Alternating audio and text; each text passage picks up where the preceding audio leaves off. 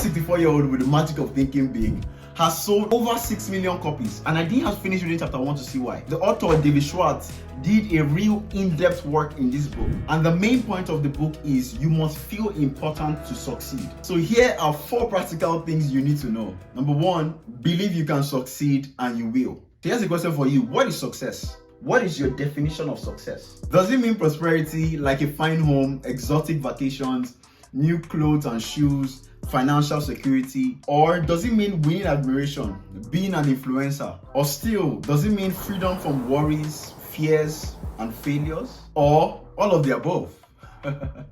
I go with all of the above. I want to win, and I'm 100% sure you want that as well. Why? Because that's what all humans want. However, the only way to succeed is by believing you can succeed. Now, this is different from wishful thinking. You can imagine yourself driving a Lamborghini or having a pool in your house.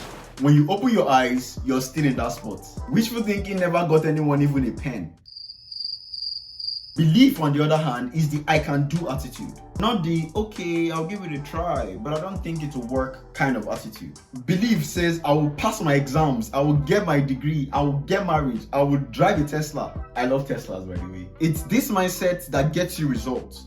In David's words, the how to do it always comes to the person who believes he can do it. And if you have the how, then what else is left? Number 2, get rid of Excusitis, the failure disease. What's one common trait amongst all cases of failures?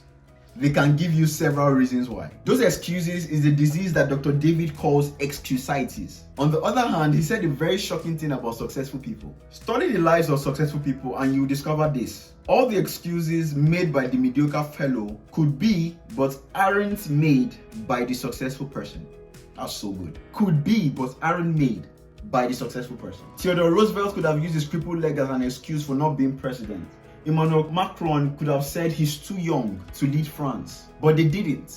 This actually makes me wonder what excuses I'm holding on to myself. Health, intelligence, age, and luck are the 4 common excusitis. Health excuses, from something as general as I don't feel so good to something as specific as I have a bad heart, should not keep us from succeeding. This "but my health isn't good" excuse can be cured by refusing to worry about our health, but instead being grateful for our health as it is. The "but you've got to have brains to succeed" excuse is the reason why a lot of times we sell ourselves short, when the truth actually is that our IQ is not that important. As Dr. Davis said, the thinking that guides your intelligence is much more important than how much intelligence you may have. This means that with a positive, optimistic, and cooperative attitude, a person with an IQ of 100 would earn more money, win more respect, and achieve more success than a negative, pessimistic, uncooperative individual with an IQ of 120. We can cure this excuse by concentrating more on our strengths and our talents, and also by cultivating a positive attitude. It's no use, I'm too young, I'm too old. That's another excuse we tell ourselves to put off getting started. When Colonel Sanders started KFC at 65 years and Blaise Pascal invented the calculator at 19 years. So we need to look at our present age positively, no matter how old we are, and invest future time into doing what we really want to do. My own case is different. That's the mindset where we feel that other people have good luck, but we have bad luck. To cure this, we need to accept the law of cause and effect. That's an understanding that everything in this world responds to laws. That was just the law of gravity at work. Part 3, how to think big. Meet Mr. Petty, who will call Mr. P, and meet Mr. Biggie, who will call Mr. B. Mr. P, as you already guessed, is the petty thinker. He thinks small. But then Mr. B is a big thinker. So let's look at the way that they will approach these 6 different scenarios. Number 1, budgeting on their $1,000 a month income. Mr. P will figure out ways to save aggressively by cutting down some of his necessary items. He doesn't realize that the most he can save is still $1,000. While Mr. B, on the other hand, thinks of other ways to increase his income, just like starting a business, whether it's dog walking or private tutoring or starting a YouTube channel. He wants to increase his income so that he can buy more of the necessary items. Conversations. Mr. P majorly talks about the negative qualities of his friends, the economy, his classes, and his professors. But Mr. B takes the opposite approach of finding and focusing on the positive qualities of his friends, the economy, his classes, and his professors. Progress. Mr. P right here, he loves status quo. One of his favorite words is, "That's the way it's always been done." But Mr. B, on the other hand, he believes in expansion. He's always asking himself, how can I do this better? Let's talk about work. Mr. B always looks for ways to avoid work. The first thing he does every semester is to look for the public holidays. He was so excited when ChatGPT came out. He just couldn't stop talking about it. And I guess you know why. Mr. B, on the other hand, he looks for more ways and more things to do, especially when it comes to helping others. He always wants to show up at his best. He uses his weekends and his holidays to improve himself so that he can produce a higher quality of work. Mistakes of others. Mr. P magnifies minor errors and turns them into big issues. How could you not call me when you were going for class? While Mr. B, on the other hand, he ignores errors of little consequences. The biggest application of this principle that I've seen was in the book How to Talk to Anyone by Leo Londes. She was like, important people ignore bloppers. So if you're in the round table during an event and when a person was speaking, they mistakenly spilled off their drink. She says that you should keep talking as if nothing happened, and that if the drink now is coming towards your direction, that you should just carry a napkin and put there, but still keep speaking. I was like, wow, this is so good.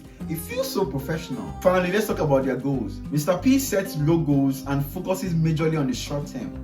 Like, what am I going to do this week? What do I do this month? Mr. B, on the other hand, he sets high goals and is preoccupied with the long run. Like, what's my next 5 years going to be? What's the next 10 years going to be? And part 4, you are what you think you are. Have you ever wondered why some people receive the hey buddy treatment while some others receive the yes sir treatment? It's simply because of how they think. To be important, we must think that we are important. And then other people would think the same thing to us well. So here's the logic. How you think determines how you act. How you act, in turn, determines how others react to you. So to gain the respect of others, we have to first of all have self-respect. Here are 3 ways that he recommends we increase our self-respect. Number 1, look important to feel important. This is one of the magic from the book titles. Your appearance talks to you and it also talks to others. Because my room is the same space where I work and I sleep, one of the things that helps me to get the divide is my dressing. So when I'm dressed for work, I resent staying on my bed. But if I'm dressed to sleep, all that's on my mind is to sleep. Some people that probably think like me ask the author this question: but how do you expect me to afford the kind of clothing that really makes me feel right and that causes others to look up to me? His response is so good, you have to commit it to memory.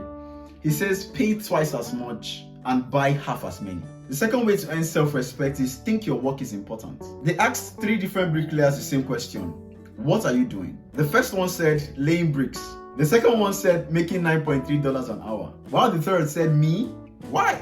I'm building the world's largest cathedral. If they all hold on to this mindset, after 5 years, which of them do you think would have made the most progress in their work?